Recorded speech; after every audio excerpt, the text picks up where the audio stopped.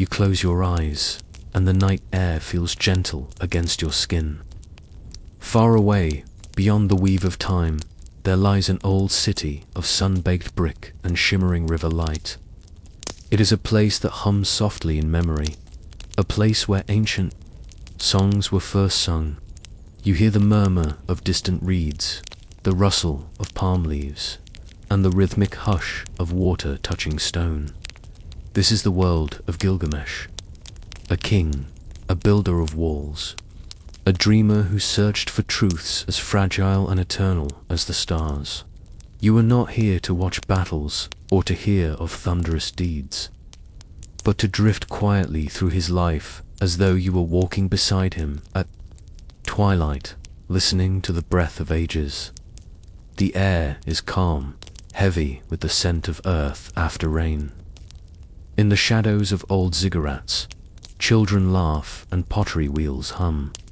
In the distance, the Euphrates winds like a silver ribbon, carrying secrets. From mountains far away, you feel the quiet weight of history pressing gently against your shoulders, as though the past itself wishes to cradle you. So let yourself rest here, in this tender place between waking and dreams.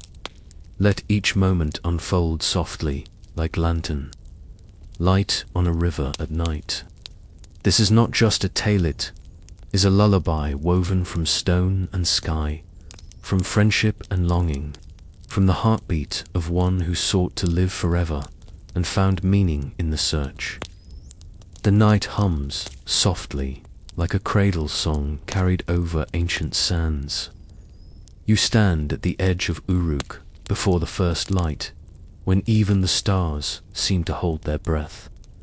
A warm breeze brushes against your face, smelling faintly of clay and wet. Reeds.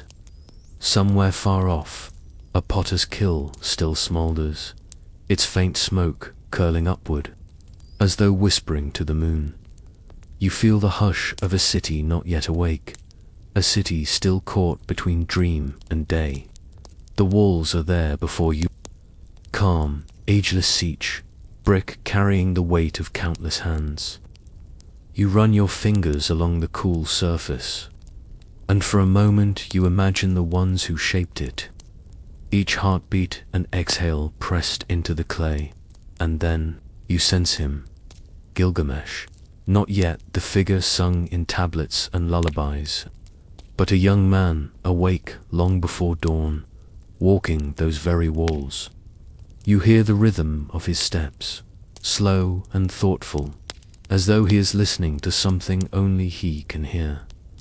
You close your eyes and imagine the city. Through his own gaze, the streets winding like soft threads, the faint glow of oil lamps flickering. In courtyards, the Euphrates murmuring its silver tune just beyond the gates. It feels like the heartbeat of the world itself, and you are here, beside him, breathing in that same stillness. He pauses at the highest point of the wall, where the cool air brushes his hair. He leans forward, resting his palms on the sun-warmed stone. The moonlight catches his face, and you see not only a king but a young man with questions in his eyes. He is strong, yes, but in this soft hour he is simply human, quiet, awake, searching. A heron cries somewhere near the river. The sound is distant, like a call from another realm, and you feel it stir something deep within you. You notice how even the shadows seem alive tonight, stretching and folding as the wind moves through them. There is a gentle rhythm to everything, as if the city itself breathes with him. You think of how every life, no matter how great, begins in such moments, small, tender, wrapped in the night's embrace.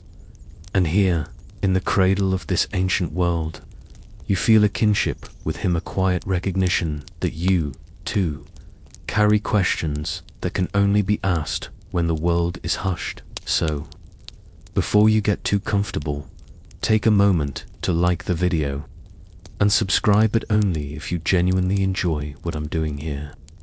And if you'd like, Leave a comment sharing the time and place you're listening from. It's a gentle way of letting this old story weave into the fabric of your own night. The first light begins to spill over the horizon, pale and delicate. It brushes against the city like a hand against the cheek of someone you love. Gilgamesh tilts his head as if listening to the future, though he cannot know how far his name will travel. You feel the weight of centuries move softly around you, not heavy, but like a soft blanket below the walls. You see the quiet movements of early risers, a woman drawing water from a well, a boy herding goats, an old man sweeping a courtyard, while humming a song that seems older than the stones themselves. Their lives flow like threads, weaving into the larger tapestry that Gilgamesh will soon step into with both wonder and sorrow. The wind carries with it the scent of earth and the promise of growth.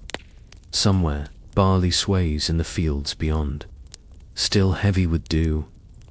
You imagine the soft footsteps of those who came before, the ancestors who built and dreamed, and you feel them standing here with you, silent and kind. Gilgamesh descends from the wall slowly, his hands brushing the stone, as though reluctant to leave its touch. He walks through narrow streets, where the light begins to pool like gold in shallow bowls.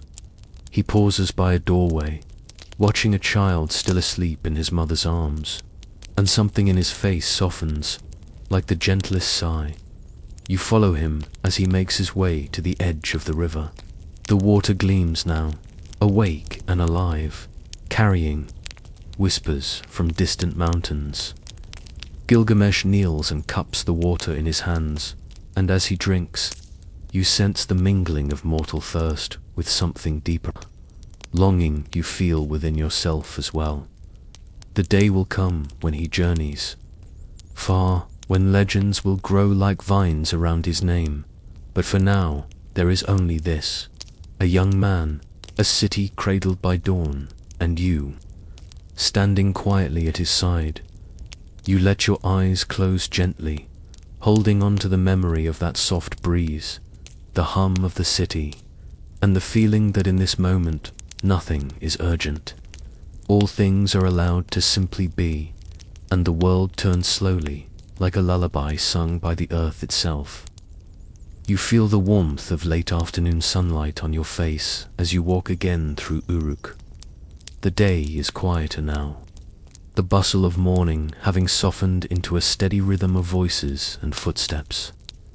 The air carries the scent of crushed herbs, and the sweet tang of dates, and somewhere nearby, someone sings a lullaby to a child who has fallen asleep before dusk.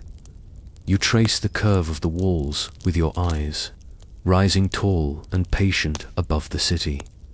These walls are not merely stone, they are memory. Each block has been shaped by hands long forgotten, laid carefully in layers by builders who hummed old songs as they worked. And you feel how Gilgamesh, even in his youth, walked among them, learning their story as though the stones themselves spoke to him. He was called king, yet in these moments he was a shepherd, not of sheep, but of people, of dreams, of the fragile hopes that stitched a city together. You watch him move through narrow streets, not as a distant ruler, but as one who listens. A woman approaches him with her worries about her vineyard. He bends his head to hear her, the golden band in his dark hair catching the light. A boy tugs at his robe, offering him a reed flute carved with clumsy, earnest hands. Gilgamesh takes it, smiles faintly, and presses the flute to his lips. The sound is low, tender, wandering through the air like a river's murmur. Children gather, their laughter soft as falling petals. You stand nearby, feeling the vibration of the music in your chest. And you think of how greatness often begins not with thunder, but with quiet gestures that no tablet ever records. Beyond the walls, you see the fields unfurling like green quilts beneath the sun. Farmers stoop to tend the crops, their movements slow and steady, as if time itself flows differently there. Irrigation channels carry water drawn from the Euphrates, glinting in the last light. You hear the faint splash of water against earth, the rustle of grain bending in a breeze. As the evening deepens, Gilgamesh walks the perimeter of the city. He runs his hand along the smooth top of the walls, feeling their strength. He pauses at a spot where a new section is being built, watching masons lift stones and set them with care. Their foreheads are damp with sweat, but they smile when they see him, and you notice the look in his eyes, a look that holds gratitude and pride, but also responsibility.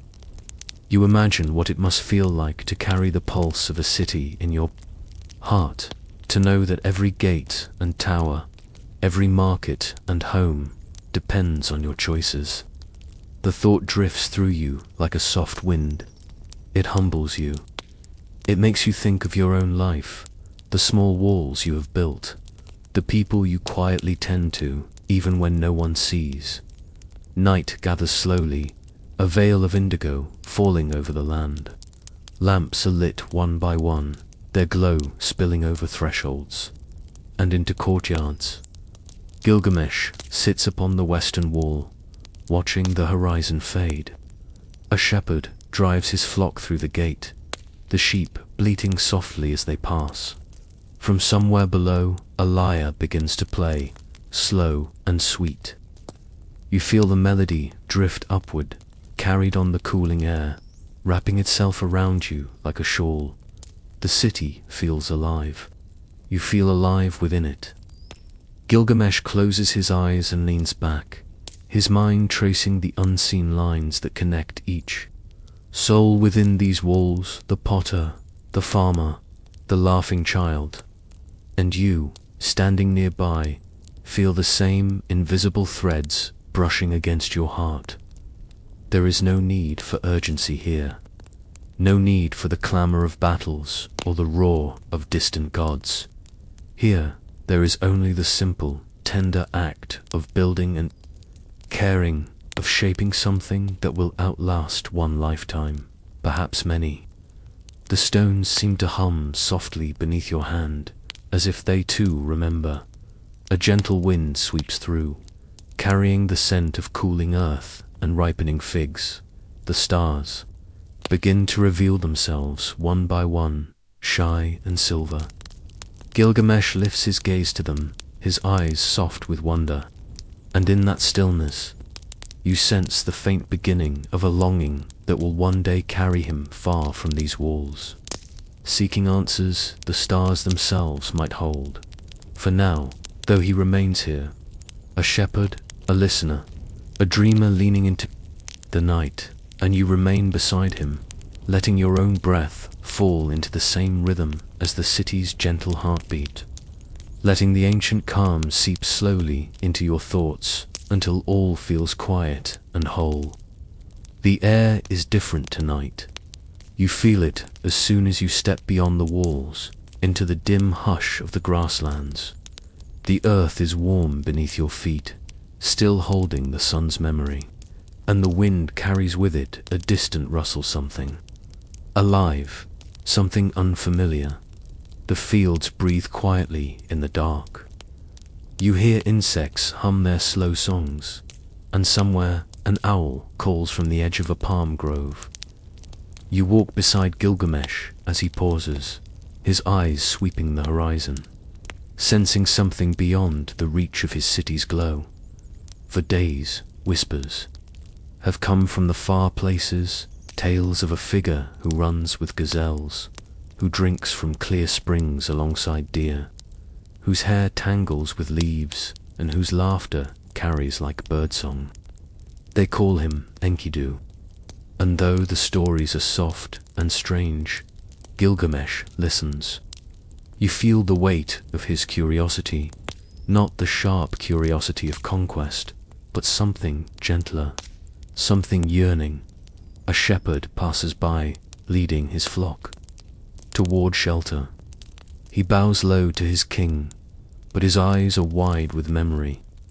He speaks of the wild one seen near the watering hole, how the sheep lowered their heads and did not flee, how the dogs tilted their ears as though hearing a friend. You listen, and the night itself seems to lean closer, as if eager to hear the story retold. Gilgamesh does not speak, but you see the way his breath slows. You walk with him down to the river's edge, where reeds sway like soft voices in the wind. The moon is high now, painting silver ripples on the water. You kneel and touch the cool current, and in that moment you feel something stir. A presence, not far, not near, but very real. Beyond the river, shadows move. You catch a glimpse, the curve of a shoulder, broad and strong, the tumble of hair that catches bits of grass and twigs. For a moment you think it is a vision, a dream spun from ancient earth. But then you see the slow bend of knees, the hand reaching into the water, cupping it to drink. Gilgamesh does not call out. He simply watches, his eyes soft, his heart almost audible in the quiet. And you, standing beside him, feel something unfold, the delicate first threads of recognition, as though some hidden part of the world is opening to let another soul step through. The wild one lifts his head. Moonlight glides over his face, and you see strength there, but also wonder. His eyes are clear, untamed, mirroring the river and the stars above. For a heartbeat, his gaze meets yours across the water. It is not fear that passes between you, but a stillness that feels ancient, older than stone or story. He turns then, vanishing into the tall grass, his movements silent as wind, leaving only the swaying reeds and the rhythm of your own breath. Yet you know he will return.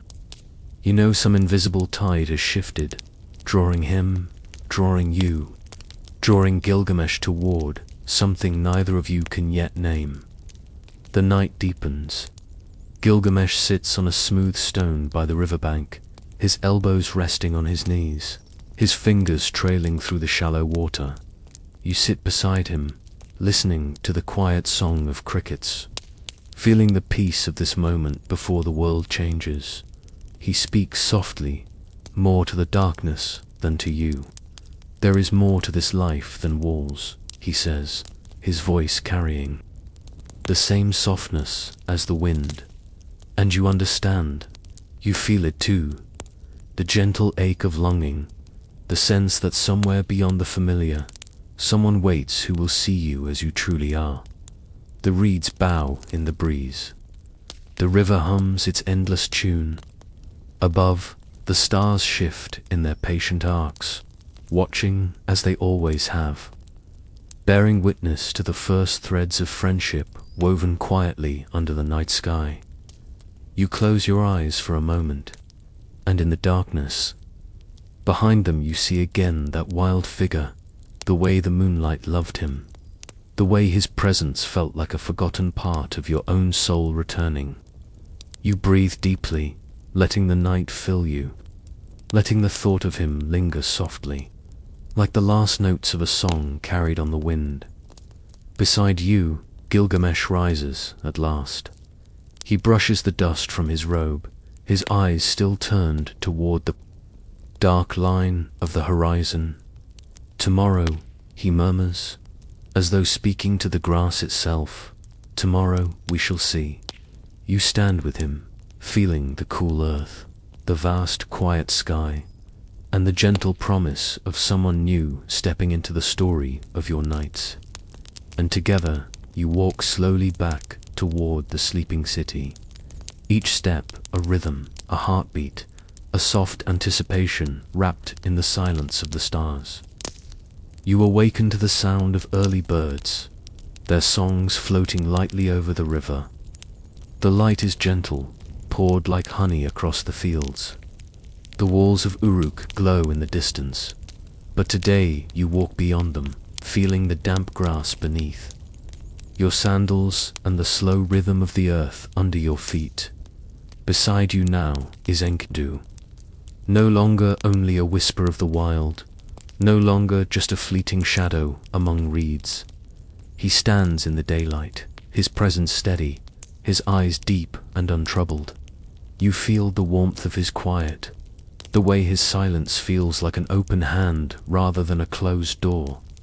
At first, Gilgamesh and Enkidu move like two rivers, learning to flow together. They walk the paths of the city, their shoulders brushing now. And then, their gazes meeting without words, a new understanding growing between them. You see Gilgamesh showing him the market, the potters shaping bowls smooth as moonlight, the weavers at their looms, patterns rising like secret songs. Enkidu watches everything with a stillness that feels ancient. He touches a clay jar with careful fingers, as though the work of human hands is as sacred as the work of the wind and rain. Children run past them, laughing, and you see the faintest smile touch his lips. It is not a loud joy. It is something gentler, a recognition of belonging. The sun drifts westward as they walk out to the fields. Here, the air is rich with the smell of tilled earth and barley. Farmers pause in their work to bow respectfully to their king, but Enkidu bows back to them, surprising them, as though he knows the rhythm of planting and harvest in his own bones. Gilgamesh watches him with a new softness in his eyes. It is as though Enkidu's presence smooths the sharper edges of his spirit. The two sit beneath a lone tree, its branches swaying lazily in the afternoon breeze. You settle near them, feeling the shade cradle your skin. Gilgamesh speaks first. He speaks of dreams he has had, strange and luminous, dreams of stars falling like stones, of axes and shadows. He speaks hesitantly, as though unsure whether to share them. Enkidu listens, the light dappled on his hair, and when he speaks, his voice is low and even, like a stream sliding over smooth stones. They are not burdens, Enkidu says quietly. They are invitations. The words settle over you like a warm shawl. You close your eyes, letting them echo in your own thoughts. How often have you felt the weight of dreams you could not explain, dreams that felt too large, too bright for the night, and here, beside them, you feel those dreams turn softer, lighter, as if they too are simply waiting for a friend to share them with. Evening drapes itself across the land.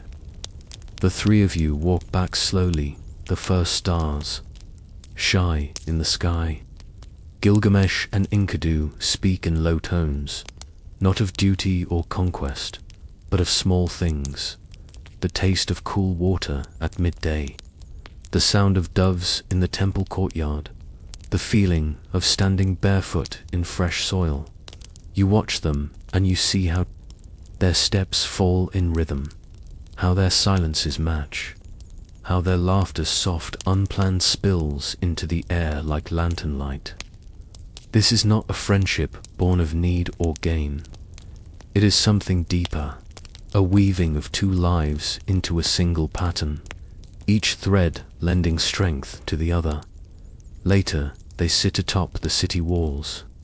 The lamps of Uruk flicker below, tiny stars mirrored on earth. The river hums in the distance, dark and silver. Enkidu leans back on his elbows, looking up at the constellations. Gilgamesh follows his gaze, and for a long while, they say nothing. You feel the quiet between them, and in that quiet, you feel the ancient truth that friendship is not always spoken. Sometimes it is simply sitting side by side, letting the world move softly around you, letting your hearts rest in the presence of another. A breeze moves across your face, cool and fragrant. It carries the faint smell of wood smoke and sweetbread from the homes below. Enkidu closes his eyes, breathing deeply. Gilgamesh glances at him, and a smile touches his lips, small, almost secret, but you see it, you feel it, and it fills you with a warmth that lingers in your chest long after the breeze passes. Somewhere in the night, a temple bell chimes softly. The sound drifts through the city like a ripple on calm water. You lean against the stone, feeling its ancient coolness, and you know you are part of something timeless. A friendship at its beginning. A quiet bond that will shape the paths of both men and, somehow, your own heart as well. The morning air is cool as you step beyond the city gates. Mist hangs low over the earth, silver and thin, clinging to the ankles of travelers as they walk. You hear the gentle murmur of voices, the rustle of grain sacks being lifted onto donkeys, the distant call of a bird greeting the sun. Gilgamesh stands at the edge of the road, his eyes turned eastward, and Enkidu is beside him, a quiet figure framed by the tall reeds. The journey begins softly, not with fanfare, but with slow steps through fields you know well. The soil is warm, underfoot dotted with tiny wildflowers that close their petals against the rising heat. You feel the steady rhythm of their pace, the calm conversation that drifts between them like a song only you can hear. They speak of dreams again, of mountains and forests, of a cedar grove whispered about by elders in hushed tones. As the hours pass, the land changes. The flat fields give way to gentle hills. The wind carries new scent spine resin, damp earth, a faint sweetness from unseen blossoms. Enkidu pauses often, his eyes scanning the horizon, as though he remembers these places from a time before words, before walls, when the world was only wilderness and sky. At midday, they rest beneath a lone fig tree. Its branches droop low, heavy, with fruit offering shade. Gilgamesh leans against the trunk, his eyes half closed, and you sit nearby, feeling the hush of the afternoon wrap around you. Enkidu sits cross-legged in the grass, tracing shapes in the soil with a stick. His voice is soft when he speaks. The cedars are alive, you know. They remember. You look toward him, and he meets your gaze. The elders speak of them as wood for temples and gates. He continues, but they are more than timber. They are breath. They are song. You close your eyes, letting those words seep into your thoughts. And in your mind you see ancient groves, trees older than cities, their roots deep as memory itself. By evening, the hills rise higher, and you catch the first scent of cedar carried on the cooling wind. It is faint, but unmistakably a sweet, resinous fragrance that settles in your lungs like a blessing. The light slants low, washing the land in gold. Gilgamesh slows his steps, his hand brushing against the trunks of young trees growing along the path. Enkidu walks ahead, his posture soft but sure, like one returning home. When they reach the edge of the great forest, the air shifts. You feel it before you see it. The deep stillness, the way sound itself seems to bow in reverence. The first cedars rise before you, towering, their branches woven like green canopies. The trunks are broad, their bark rough beneath your fingertips. And when you press your ear close, you think you hear something, a hum, a whisper, as though the tree itself is breathing. Gilgamesh tilts his head, listening to. The two men step deeper into the grove, their footsteps softened by fallen needles. The light here is dim and tender, filtered through layers of green. Birds call softly from unseen perches. A squirrel darts along a branch, pausing to watch you pass. Enkidu speaks again, his voice almost reverent. These trees are guardians. Long before cities, they stood here, watching, waiting, offering shade to travelers and beasts alike. You glance up at the immense trunks reaching high into the sky, and you feel very small, yet somehow comforted, as though the world is larger and kinder than you ever knew. Gilgamesh places his hand on one of the oldest trees, his palm flat against the bark, his eyes close, and for a long moment he is utterly still. You sense the weight of his thoughts, how his life so full of noise and duty meets this silence and finds something new, a kind of peace, a kind of awe. Night settles gently over the forest. A breeze stirs the branches, and the cedars sigh in unison, their fragrance deepening in the cool air. The three of you make camp near the edge of a clearing, where soft moss blankets the ground and fireflies drift like tiny lanterns. You lie back, watching them dance, feeling the hush of the groves seep into your bones. Gilgamesh and Enkidu speak, in murmurs beside the low fire.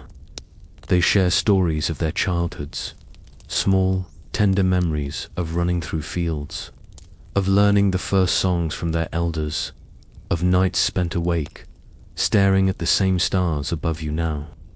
Their voices weave together, and you feel the beginnings of something sacred, a bond that roots itself as deeply as any tree. The cedars breathe around you, their secrets rustling in the branches, and you drift in that stillness, feeling held, timeless, part of the quiet world they guard so patiently. The dawn comes softly, pale light spilling across the cedar grove like milk over dark earth. You feel the night's coolness still resting on your skin as you walk with Gilgamesh and Enkidu through the deepening forest. The air smells of resin and damp soil, rich and ancient, as though you are moving through the breath of the world itself. Every step carries you farther from the voices of the city, farther into a place where time slows, where the trees lean close as if to listen to your heartbeat. You hear the murmur of a stream ahead. Its waters are clear, singing softly over stones smoothed by centuries. Enkidu kneels, cupping the coolness in his hands, letting it spill over his wrists before drinking. You kneel beside him, feeling the chill run through you like a whisper. Gilgamesh lingers nearby, eyes tracing the path that winds upward through thick trunks and shadows.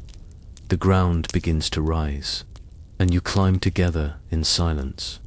The forest thins slightly, revealing glimpses of dark ridges against the sky. Somewhere high above looms a mountain, its flanks draped in shadow even as the sun climbs higher. You feel the hush that comes with altitude, a stillness that wraps around you like a soft cloak. Birds call from unseen branches, their notes quick and bright against the low hum of the wind. Gilgamesh pauses at a ledge, his hand resting on the rough stone. His eyes search the horizon, thoughtful, wondering. You stand beside him, your breath steady, feeling the mountain's vastness stretch out before you, not threatening, not unkind, simply immense, as though the earth itself had raised this, shaped to remind you of your smallness and your place within it. As the sun drifts westward, you reach a clearing where the mountain begins to steepen. The trees grow closer together, here their branches entwined. You feel the air change, cooler, stiller, as though you are stepping into a sacred chamber. Enkidu kneels to touch the earth, pressing his palm flat to the moss. This place, he murmurs softly, has watched more lives than we can ever know. You listen, letting those words wash through you. You imagine the footsteps that have passed here before, hunters, wanderers, poets with hollowed flutes. You imagine the mountain itself, patient and quiet, holding their echoes like precious stones.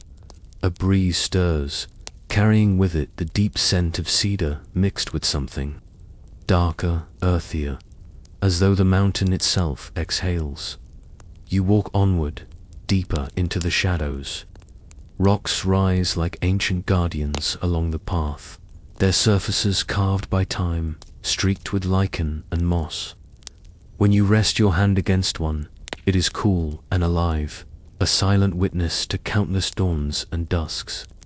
Gilgamesh lingers again, fingertips tracing the grooves in the stone, his eyes distant, filled with questions too old for words.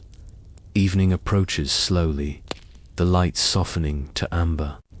The three of you make camp in a hollow sheltered by boulders. The fire you build is small and calm, its glow pooling gently on your faces.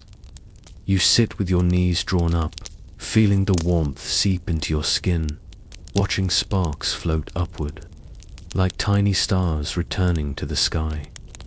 Enkidu begins to hum an old tune, a melody without beginning or end, soft and low, carrying the cadence of the wind through grasslands. Gilgamesh closes his eyes, listening. You listen to, and you feel the song cradle you, its notes curling round your heart, reminding you of evenings long ago when someone hummed softly while you drifted towards sleep. Above, the mountain looms, its summit hidden by clouds even in moonlight. You can feel its presence, immense and patient, but there is no threat in it, only a steady calm. You imagine the countless nights it has stood here, watching the world shift and change below, holding the dreams of travelers who came seeking something they could not name. Gilgamesh stirs, his voice quiet, almost shy. I thought I was seeking only glory, he whispers. But here, it feels as though the earth itself is teaching me to listen. You glance at him and see the faint smile that tugs at his lips. The firelight catches the curve of his cheek, and you feel a soft gratitude in your own chest for being here to witness this gentler side of him. The night deepens, shadows stretch and merge, and the fire burns low, its embers glowing like hidden gems. You lean back against a stone, closing your eyes, listening to the rustle of the trees, the occasional call of a night bird, and the even breathing of Gilgamesh and Enkidu nearby. You feel safe here, beneath the silent mountain, wrapped in the warmth of friendship and the quiet strength of the earth itself. Sleep hovers near, but you hold on a little longer, letting the stillness of this sacred place fill you, letting the rhythm of the night slow your own thoughts until everything within you matches the mountain's calm, patient heartbeat. The morning light is soft and golden when you open your eyes. The mountain's shadow still lies long across the cedar grove, but far to the south the plains are bright, rippling under a gentle breeze. You feel the coolness of the stone beneath, you and the faint ache in your legs from long walking, but in your chest there is only stillness, a quiet wonder at the journey unfolding. Gilgamesh rises before the others, brushing dust from his robe. You watch him stand at the edge of the clearing, gazing toward Uruk, as though trying to see through distance itself. Enkidu sits nearby, a figure of peace, his hair still tangled with leaves from the night. The air between them feels calm, alive, with something unspoken, the bond that grows when two paths entwine. As you descend from the highland, the world shifts again. The cedars thin, giving way to open fields where the air is warmer, heavier with the scent of ripening grain. You hear the faint ringing of distant bells, and in the distance, beyond the haze of afternoon, rises a city of shimmering walls. It is not Uruk, but a place you have only heard in half-remembered songs, a city sacred to a goddess, a place where voices sing at dusk to honor her. By evening, you arrive at the gates. The people there bow low to Gilgamesh, offering him wine, fruits, garlands of flowers. He accepts their gifts quietly, with a grace that softens his usual intensity. Enkidu watches, smiling faintly, the petals caught in his hair like bits of sunset. You follow them through streets that wind like gentle rivers, the lanterns already lit, their glow spilling across clay walls. At the heart of the city stands a temple, its steps worn smooth by countless feet. Incense drifts in the air, sweet and smoky, and the voices of priestesses rise and fall like waves. Inside, the air is cool and still, lit by oil lamps that flicker like golden stars. You hear the low hum of chanting, and you feel your own breath slow to match its rhythm. Then she appears. Ishtar goddess of love and life and the fierce tides between them. She moves like moonlight, her garments woven of silver threads that seem to shimmer with every step. Her eyes are deep pools, luminous and unreadable. And yet, when she looks upon Gilgamesh, you feel the air itself draw in a breath. You stand quietly, watching as she approaches him. Her voice is soft, melodic, carrying the lilt of faraway winds. She speaks of devotion, of treasures she would give him, of a place in her hall where time itself would bow. The words are tender, rich with promise, and for a moment you feel the weight of her longing, the way it hums in the silence like a harp. String touched by unseen fingers. Gilgamesh listens, his head bowed slightly. You see in his face not pride, but a quiet ache. He knows her gifts are vast rivers of jewels, endless praise. But he also knows the stories of those who once stood where he stands, those who accepted her favor and felt it turn like seasons into storms. His reply is gentle, though you hear the tremor in his voice. I am not one for your gardens, he says softly. My path is of earth and stone, of nights beneath the open sky. You see Ishtar's eyes glimmer, not with anger, but with something deeper, a sorrow that ripples through the temple like a hidden current. For a long moment, she gazes at him, and you feel the room itself lean closer, as though the walls, the lamps, the very stones wish to hear her next breath. Then she smiles, faintly, like moonlight breaking through clouds. Then go with my blessing, she whispers. Let the earth guide you, let the stars remember you. A priestess brings forward a bowl of clear water, and Ishtar dips her fingers in, sprinkling droplets upon Gilgamesh's brow. Each drop gleams like quicksilver before vanishing into his skin. You feel the air change lighter, fragrant, as though the goddess herself has folded a gift into his heart. When you step out of the temple, the night is full. Stars spill across the heavens, bright and near. Gilgamesh walks beside you, silent, and Enkidu lingers a few steps behind, his eyes raised to the sky.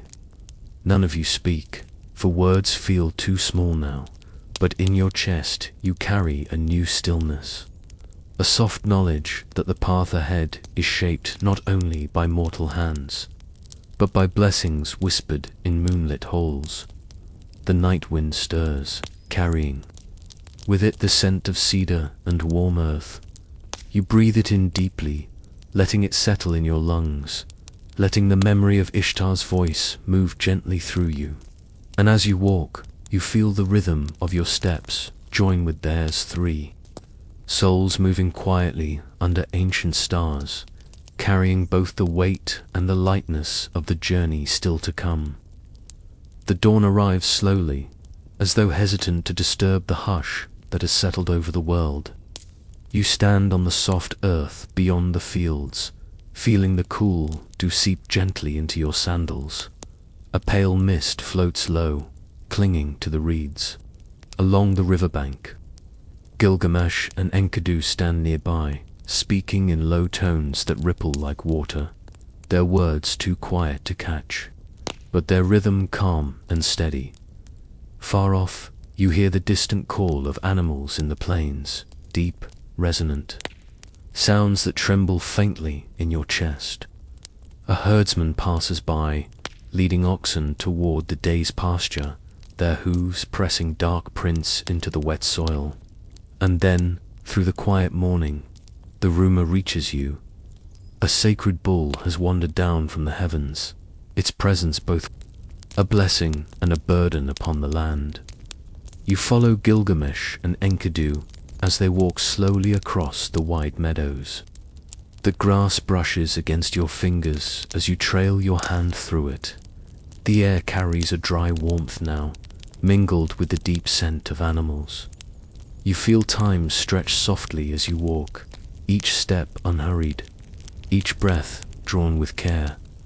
The herds scatter first, sensing something unseen. You see them move like a pale wave across the horizon. And then you see him, the great bull, moving slowly, his dark hide glistening, his breath rising in silver clouds that catch the light. He is enormous, yet there is no anger in his stride, only a gravity, a presence that feels older than cities or kings. Gilgamesh pauses, his eyes wide, not with fear, but reverence. Enkidu steps closer, his voice low, almost like a prayer. This one, he murmurs, has walked the sky. You stand still, feeling the air thicken around you, as if the earth itself is holding its breath. The bull lowers his head, grazing, his movements slow and deliberate, and you hear the low rumble in his chest, a sound that feels like a lullaby sung by mountains. There is no roar, no charge, only the simple act of being, and yet you feel the weight of divinity in his shadow. Gilgamesh and Enkidu step forward together, not as hunters, not as conquerors, but as men meeting something greater than themselves. They move with care, their voices quiet, speaking softly as though to soothe a restless child. You see Gilgamesh reach out his hand, palm open, offering nothing but presence. The bull lifts his head, meeting his gaze. For a long moment, the world is utterly still. Even the wind seems to hush. Even the birds pause their flight. You watch the exchange, as though from a dream. The king and the creature, both breathing in time, both ancient in ways words cannot hold. Then the bull takes a final step, his great body leaning into the earth's embrace. He sinks slowly to his knees, his breath long and deep, and with a final soft sound more sigh than cry, he rests, still and serene. Gilgamesh kneels beside him, laying a hand gently upon the dark hide. Enkidu crouches nearby, his eyes lowered, his lips moving silently as though offering thanks. You feel your own throat tighten, not with sorrow, but with a strange tenderness, as though you have just witnessed a secret of the world.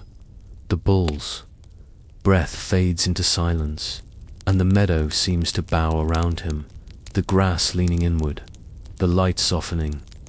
You hear the river far away, singing its endless song, and in that moment you understand that even those touched by the heavens return to the earth, resting in the same soil as every living thing. The herdsmen return, their faces solemn but calm. They bow low to Gilgamesh and Enkidu, then gather quietly around the fallen bull. Some begin to hum a low melody, an old song meant to guide spirits gently onward. You stand among them, feeling the music rise and fall like the slow beating of a heart as the sun drifts westward. Gilgamesh and Enkidu step away from the meadow. Their shoulders are close, their steps matching, and though their faces are calm, you sense something new in them, a softness, an understanding of the fragile thread that binds all life. The wind picks up, carrying the scent of dry grass and distant cedar. You breathe it in deeply, feeling the day's warmth settle into your bones. The path ahead feels quiet and long, but you walk it gently now, carrying the memory of the bull's steady breath, the way his life moved like a deep river into the stillness of the earth.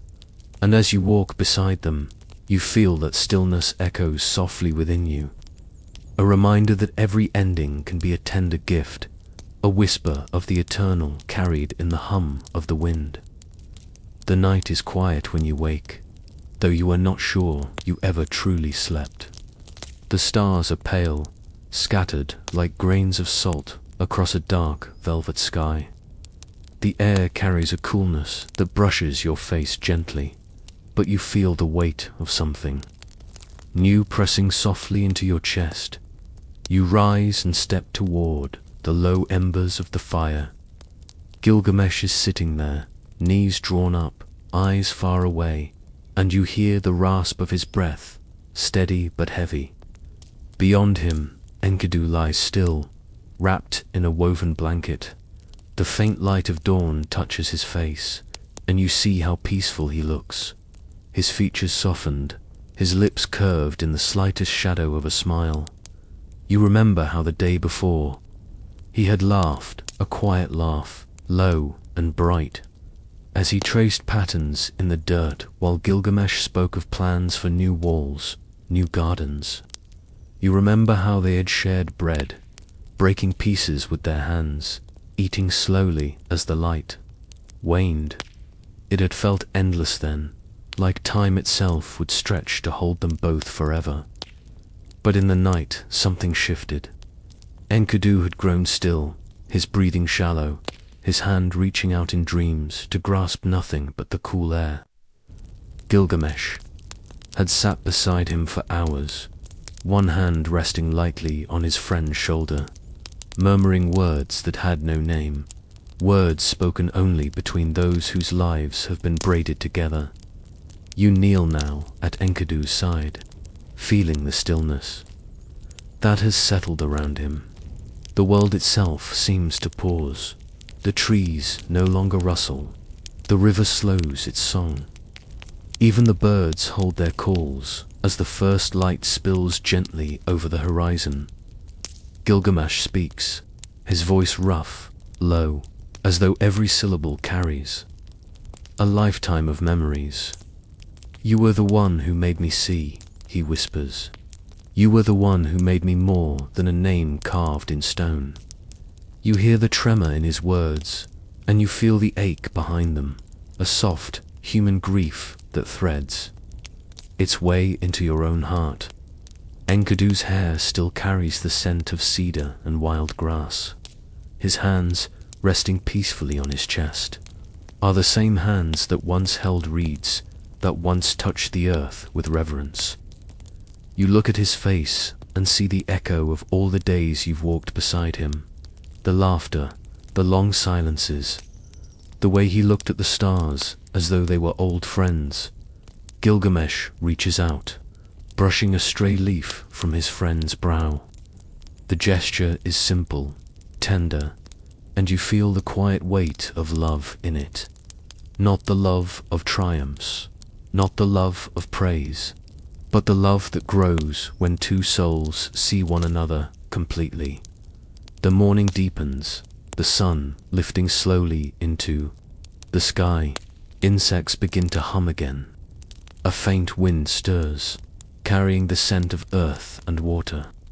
But here, in this small circle of stone and silence, time seems to fold in on itself, holding this moment as gently as a mother holds her child. Gilgamesh closes his eyes, his breath uneven. He begins to speak softly, telling stories only the two of them know, how Enkidu once raced him through fields until they fell laughing in the grass, how they sat in taverns by the river, sharing quiet meals with strangers, how they wandered beneath the cedars, hearing the whispers of ancient trunks. His words drift into the air, settling on the ground like petals, each one a remembrance, a blessing, a farewell. You listen, letting those memories wrap around you, feeling them as though they were your own. as though you two had shared in every small, precious moment. Hours pass unnoticed. The sun climbs high, the shade shifts, and still Gilgamesh remains. There, his hand resting on Enkidu's still form, his voice falling to a whisper. Then silence. You feel the river wind rise, brushing your hair, and you realize that grief is not a single wave, but a tide, gentle, endless, shaping everything it touches. You look at Enkidu one last time, and you see not only what has been lost, but what remains. The quiet imprint of friendship, the way his life will linger in every step Gilgamesh takes from this day on. When at last Gilgamesh stands, he does so slowly, as though his body carries the weight of the world. His eyes are bright with tears that do not fall, and he looks out over the land, the distant fields, the hills, the winding river, as though searching for something that might ease the ache within him. You rise beside him, and together you stand in the hush of that morning, feeling the earth steady beneath your feet, feeling the wind brush your cheek, and carrying with you the soft truth that love, even when parted by death, remains like a gentle echo, a melody that never fully fades. The afternoon sun is warm on your back as you step beyond the familiar walls of Uruk once more. The stones of the city are behind you now, but their memory seems to follow the hum of markets, the laughter of children, the whisper of reeds.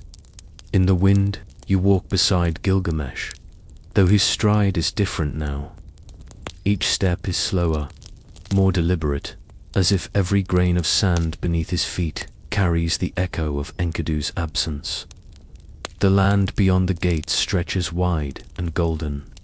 Fields ripple gently under the breath of the wind, and in the far distance, the hills rise, blue-gray and softened by haze. Gilgamesh pauses often, his gaze fixed on things unseen. A lone tree standing in an empty plain, a hawk turning lazy circles in the sky, a shallow stream murmuring over smooth stones. He speaks little, but when he does, his voice is low, almost tender. He is gone, he says once, more to the air than to you. But the sound of him still walks beside me. You hear those words and feel them settle into your own heart. A soft truth that feels ancient, older than language, as evening draws. Near you stop by a well where travelers often rest. The water is cool, tasting faintly of minerals and deep earth. Gilgamesh drinks slowly, his hands cupped, and then sits with his back against a sun-warmed stone. The silence between you is unbroken, yet it feels full, filled with all that cannot be said aloud. A woman approaches the well with a clay jar balanced on her shoulder. She lowers it carefully, drawing up water, her bracelets chiming softly. Her eyes meet Gilgamesh's for only a moment, but in that moment you see something pass between them, a shared understanding of loss, of time's tender cruelty.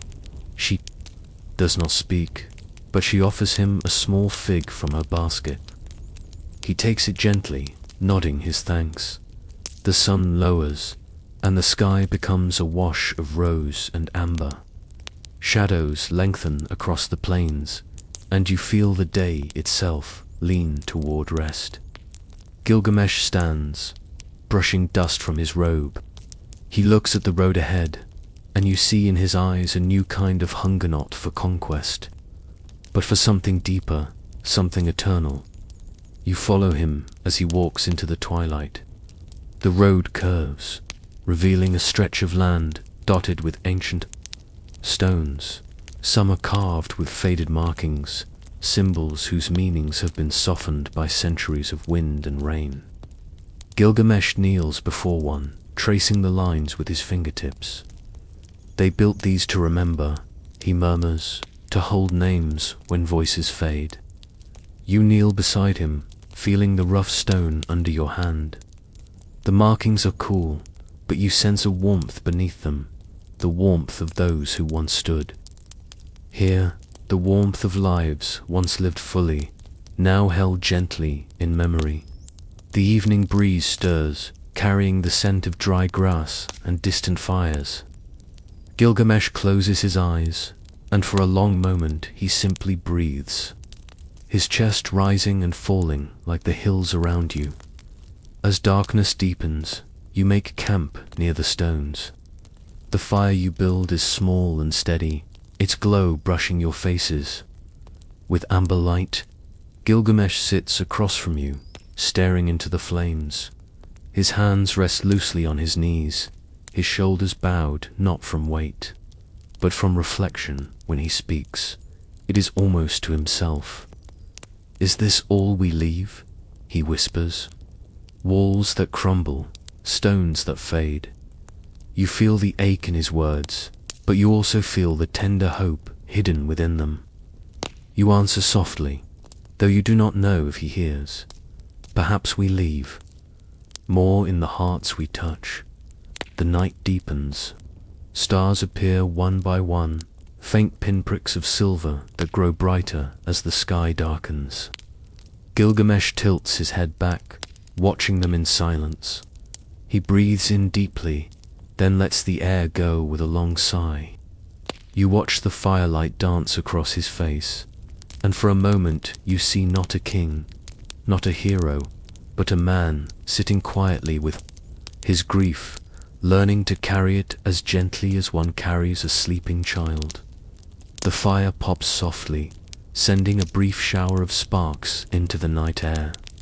You lean back on your elbows, feeling the earth's firmness beneath you, listening to the wind hum through distant grasses. You close your eyes, letting the rhythm of the night steady your own heartbeat. Letting Gilgamesh's quiet presence remind you that loss, though heavy, is also a testament to love. And in that stillness, under a wide sky filled with ancient light, you rest beside him, feeling the road stretch softly ahead. A road not of conquest, but of understanding. A road that will carry you both farther than you can yet imagine, one gentle step at a time. The morning comes with a pale silver glow that slips gently over the horizon. You wake to the soft hum of wind brushing through the tall grasses, and for a long while you lie still, letting the earth's warmth cradle you. Gilgamesh is already awake, standing on a rise just beyond the camp. His silhouette is framed by the growing light, his cloak stirring slowly in the dawn breeze. You join him quietly, your footsteps muffled by the moss and sand. The world ahead feels boundless, a sweep of plains melting into distant hills, and beyond them, lands unknown, whispered about only in songs. Gilgamesh gazes far into that distance, and you feel his longing like a pulse in the air. He is not restless now, but contemplative, carrying with him the memory of Enkidu like a lantern. To guide his steps, the road begins gently. You walk together through stretches of land where wildflowers bow in the wind. Their colors are muted in the early light, pale yellows and soft blues, like fragments of dreams scattered across the earth. You hear the sigh of the breeze as it moves through them, and you think of voices from long ago, each petal a word, each stem a breath. As the day unfolds, the wind grows stronger, playful. It tugs at your hair, at the folds of Gilgamesh's robe, sending small eddies of dust swirling across the path. You watch him reach out as though to touch the invisible currents, his fingers trailing through the air like a swimmer gliding through water. He smiles faintly, a rare and quiet thing, and you feel a warmth bloom in your own chest. Hours pass with the steady rhythm of walking. Your sandals scuff against pebbles, and you hear the soft crunch beneath each step. The landscape shifts slow. Shrubs appear, their leaves trembling in the wind's caress.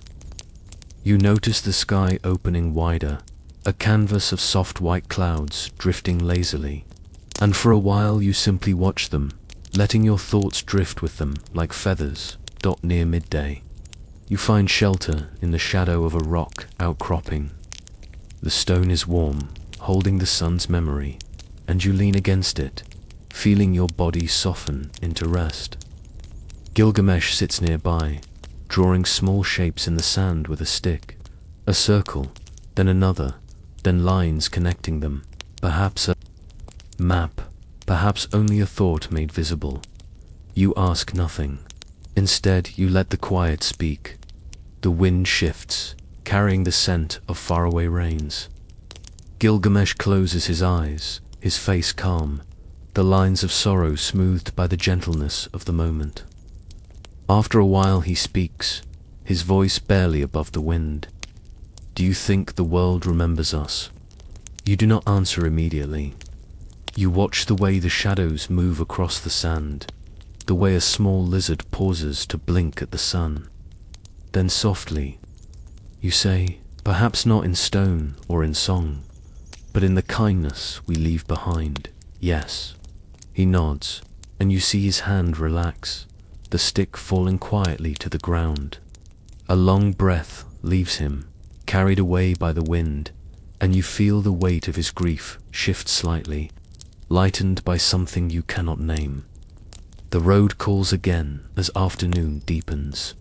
You walk on, feeling the wind steady at your back, as though the earth itself is urging you forward. You pass through valleys where grasses bend like green waves, and ridges where the sky feels close enough to touch. You see old carvings on scattered stones, spirals, suns, shapes of animals, long vanished. Each one feels like a message from those who wandered before, reminders that every step you take is part of a larger story. As evening approaches, the wind softens, its voice becoming a lullaby. The sky melts into hues of amber and violet, and you feel your breath slow, your mind quieting with the fading light. Gilgamesh stops on a small hill, looking out at the horizon. The sun is setting there, its glow touching his face with a gentle fire. You stand beside him in silence. Neither of you speak, for there is no need. The moment itself is enough. The vastness of the sky, the steady presence of the wind, the shared heartbeat of two souls, traveling towards something unseen. Night falls softly. You make camp among low stones, the wind whispering through them like voices telling old tales. The fire crackles, small and steady, and you lie back to watch the first stars appear, each one a quiet promise. Gilgamesh leans back on his elbows, his eyes reflecting starlight. The wind brushes over you both, cool and gentle, carrying with it the scent of distant waters and unknown lands. And in that stillness, you feel yourself drift, your thoughts loosening like leaves carried on the night air, until there is nothing but peace, and the road stretching softly ahead in your dreams. The morning light is thin and pearly as you follow Gilgamesh along a narrow path that hugs the river's edge. The water is calm here, carrying with it the scent of salt and reeds. You feel the breeze on your face cool, steady, touched with a faint sweetness that speaks of the sea not far away. Your feet press into the damp earth, leaving fleeting prints that the wind soon erases. Gilgamesh walks ahead, his shoulders rounded slightly, as though he carries more than the weight of his pack. You watch him pause often to gaze at the horizon, where a faint line of blue glimmers beyond the fields. The air hums softly with insects, and somewhere a gull cries a thin, plaintive sound that seems to echo in his heart. By midday you arrive at a small tavern set just beyond the curve of the river. It looks humble, almost hidden, built of smooth clay walls and a roof thick with reeds. Vines drape lazily across its doorway, swaying in the warm wind. You hear laughter inside, low and gentle, mingled with the clink of pottery and the sigh of music played on a stringed lyre. Siduri is there, tending to her jars of wine, her movements slow and graceful, her eyes, dark and patient, meet Gilgamesh as he enters. For a moment, the world feels softer, as though time has set down its burdens at the threshold. She smiles, a small curve of lips that holds decades of wisdom, and gestures for you both to sit. The room is dim, lit by shafts of afternoon light filtering through small openings in the walls. The air smells of crushed grapes, warm bread, and a faint trace of smoke from the hearth. Siduri pours wine into cups, the liquid dark and rich, and sets them before you. Her voice is calm, melodic, when she speaks. "You walk with a heavy heart," she says, looking into Gilgamesh's eyes.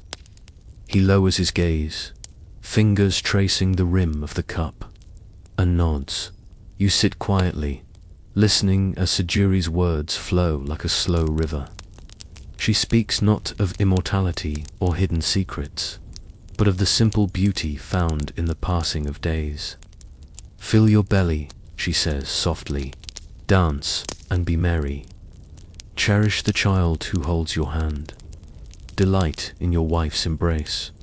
These are the gifts the gods have placed before you." The words sink into the quiet, and you feel them settle deep within, like seeds pressing into dark soil, ready to bloom when the time is right. Gilgamesh stares into his wine, and you see a shimmer of tears gather in his eyes, not of despair, but of release. Siduri rises, moving to a low shelf where a bundle of herbs rests. She crumbles them between her palms, letting their fragrance drift through the room. The scent is warm and grounding, filling the air like a lullaby. "You seek what cannot be held," she murmurs, "but what you can hold is here, now, in the sweetness of life itself." Gilgamesh closes his eyes, breathing in deeply. You watch his shoulders loosen slightly, his hands unclenching as though a knot within him has begun to untangle. He lifts the cup and drinks slowly, the wine staining his lips a soft red. The afternoon lengthens. Outside, the river glimmers under the slant of the sun, and you hear distant voices of travelers moving along the path. Inside, Siduri hums a tune, a melody so gentle it feels like a breeze moving through tall grass. You find yourself humming softly too, the notes weaving through the air like threads of light. Later, you step outside with Gilgamesh. The breeze carries the sound of the river and the cry of seabirds. He looks out over the water, his expression calm but thoughtful. "I thought the road would bring answers," he says quietly. You stand beside him, feeling the warmth of the sun on your shoulders, and after a moment you reply, "Sometimes the road brings only a mirror." He nods, and you see a faint smile ghosts across his face. It is not a smile of triumph, but of understanding, a soft recognition of life's fleeting beauty, and the way even grief can hold tenderness as evening draws near. Siduri appears in the doorway, a woven shawl draped over her arms. She presses it into Gilgamesh's hands, her touch light, and whispers, "Take this for the nights ahead. May it remind you that warmth can be found even far from home." You watch him fold the shawl carefully, tucking it into his pack as though it were a sacred relic. The sun lowers, washing the tavern in gold and amber light. The river hums softly, and you feel your breath slow, your heart eased by the stillness. As you walk away, you glance back once more. Siduri stands in the doorway, a quiet figure against the glow of the fire within. She raises a hand in farewell, and you feel her blessing follow you, woven gently into the air, carried by the endless wind, settling softly over the path ahead. The sky is soft grey when you wake, a thin veil of morning mist clinging to the riverbank. The breeze carries the scent of salt and wet clay, and somewhere in the distance you hear the rhythmic creak of a boat's wooden frame. Gilgamesh stands. At the edge of the dock, the shawl Siduri gave him draped over one arm. His face is turned toward the water, watching the ripples as if they hold stories only he can read. You step beside him quietly. The river before you is wide and slow-moving, its surface broken now and then by the flash of a silver fish. The boat that waits is small but sturdy, its hull worn smooth by countless journeys. A ferryman, old and calm as the current itself, nods in greeting, his eyes wise and kind. Without words, Gilgamesh steps aboard, and you follow, feeling the boat dip gently beneath your weight. The ferryman pushes off, and the boat glides into the river's embrace. The water sighs against its sides, and you feel a subtle rocking, as though the river is cradling you. Gilgamesh sits at the bow, his gaze distant, his hands resting loosely on his knees. The wind lifts strands of his hair, carrying them softly across his face, and you see how the journey has gentled him, carved new depths in his eyes. The river's song surrounds you, the low rush of current, the whisper of reeds, the occasional call of a distant bird.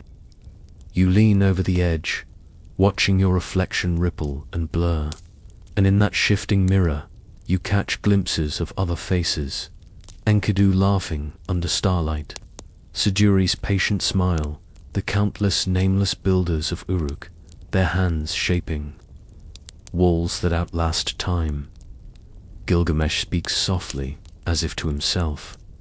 When I close my eyes, I still hear him.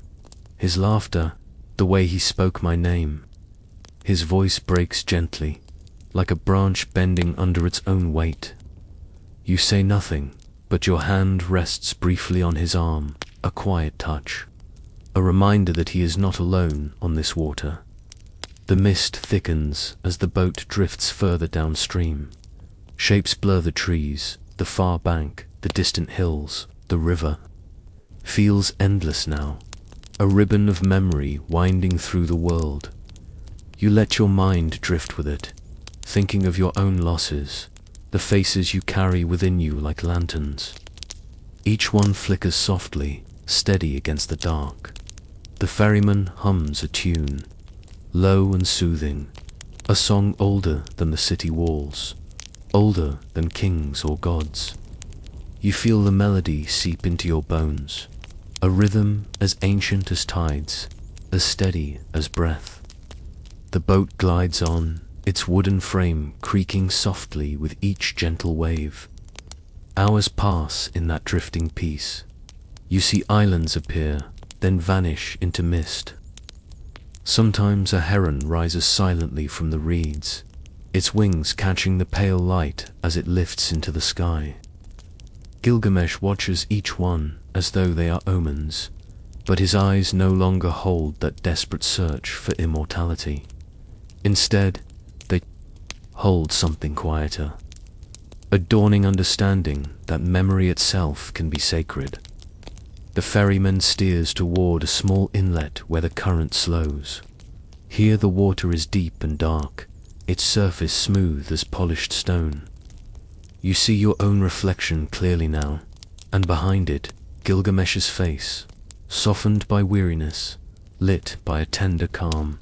He kneels at the edge of the boat, cupping water in his hands. For a moment, he simply holds it, watching how the sunlight catches the surface, how the drops slip through his fingers and return to the river. He whispers, almost inaudible, "Enkidu, I carry you still." You feel your chest tighten with a gentle ache. The wind shifts, brushing your cheek. And for an instant you imagine you hear another voice, warm, familiar, laughing softly in the distance. Perhaps it is only memory, or perhaps the river carries more than water. Perhaps it carries the echoes of every soul that has ever touched its banks. The ferryman lets the boat drift. No one speaks. The only sounds are the quiet splash of oars and the river's endless hum. You close your eyes, letting the motion rock you, letting the scent of water and cedar fill your lungs, letting yourself rest in this fragile, tender moment. When you open your eyes again, the mist is lifting. The far shore glimmers in the afternoon. Light trees bending gracefully over the water, their leaves whispering in the breeze. Gilgamesh rises slowly, his posture straighter, his face calm. He looks back at you, and, for the first time in many days, you see a faint smile, true one, touched by gratitude. The boat glides toward the shore, and you feel a quiet knowing settle in your heart. The journey is not over, but neither is it. Empty, every step, every breath, every memory woven into this river carries forward, flowing gently like water under a patient sky. The shore is soft beneath your feet when you step from the boat. The sand is pale, fine as sifted grain, and it sighs under each step as though welcoming you back to the land. Gilgamesh stands beside you, the shawl from Siduri gathered around his shoulders despite the warm wind. Ahead, the path curls through low dunes, scattered with tufts of grass that whisper as the breeze moves through them. You walk together in silence for a long time. The air is rich with the scent of salt and wildflowers. The sky overhead is the pale blue of early evening, and somewhere far off you hear the murmur of bees moving among unseen blossoms. Gilgamesh's face is calm, but his eyes still search, not with the desperation they once held, but with a quiet, almost tender curiosity. The path leads you to a hidden garden by the sea. Its entrance is marked by 2 stones, each worn smooth by time and tides. Inside, the world feels different, the air cooler, the light softer, as though you have stepped into a dream woven from old myths. Tall grasses sway in slow rhythm, and at the garden's heart, you see it. A low plant with leaves like polished emeralds, and a single flower blooming pale and perfect, its petals shimmering faintly in the waning light. Gilgamesh kneels beside it. For a long time, he says nothing.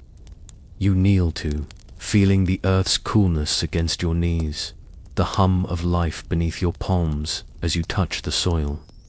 The flower sways gently, its scent delicate, almost like rain. This is it, Gilgamesh whispers, his voice reverent, hushed as though speaking too loud might cause the flower to vanish. This is what I've walked for, what I've dreamed of, a gift to hold back time itself. You watch him reach out slowly, his fingers trembling, not from fear, but from awe. He touches the stem, and for a moment the whole garden seems to hold its breath.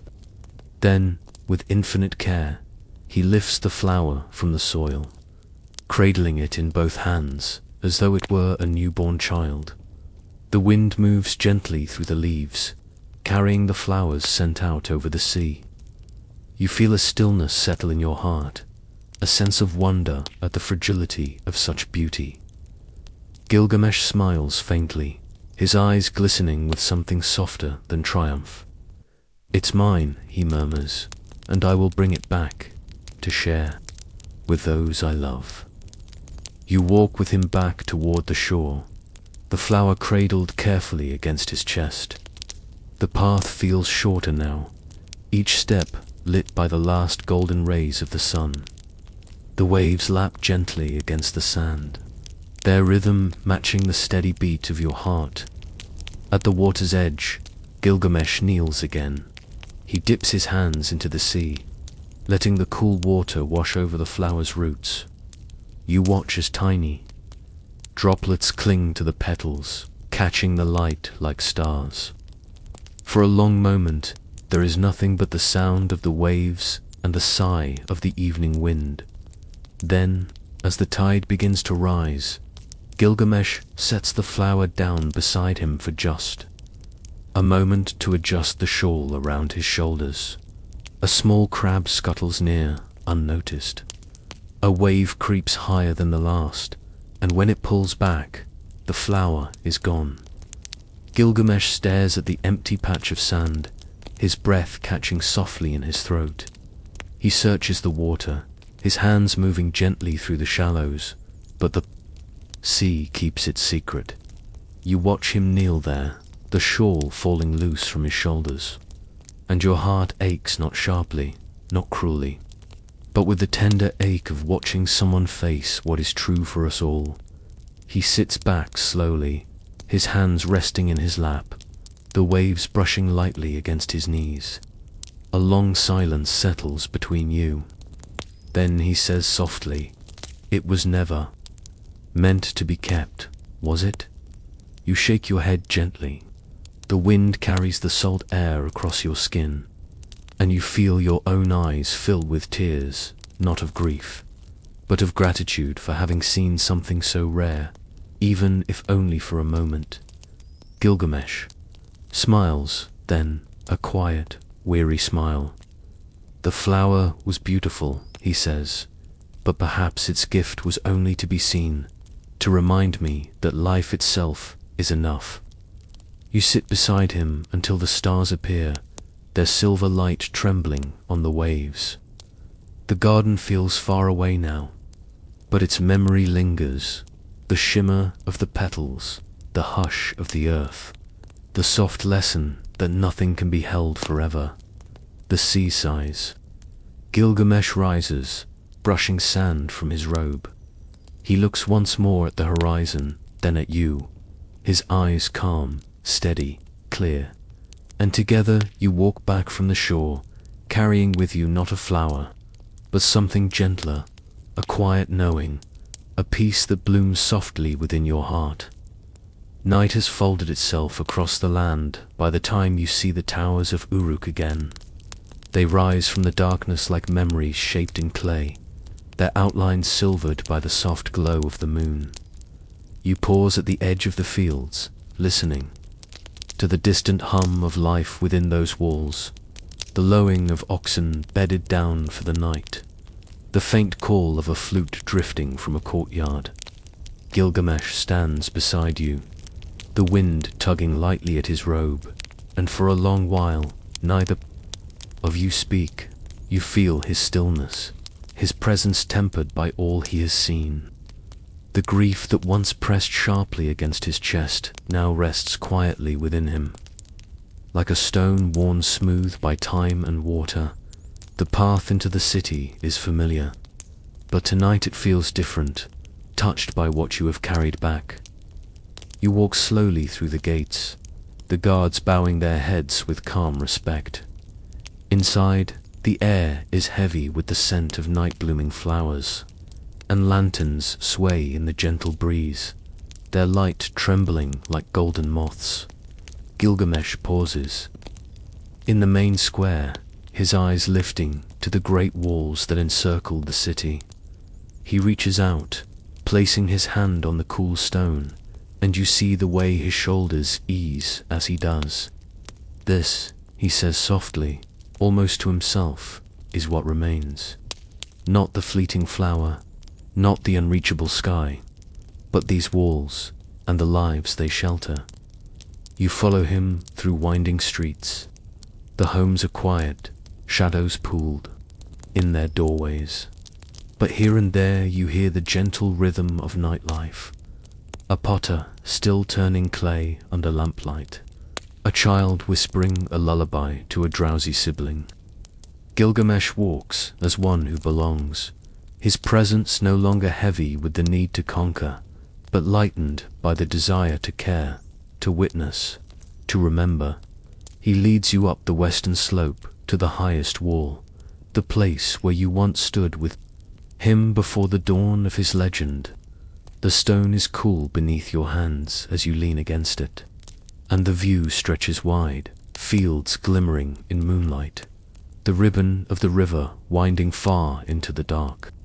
The air is still, carrying only the faintest sound of the city breathing below.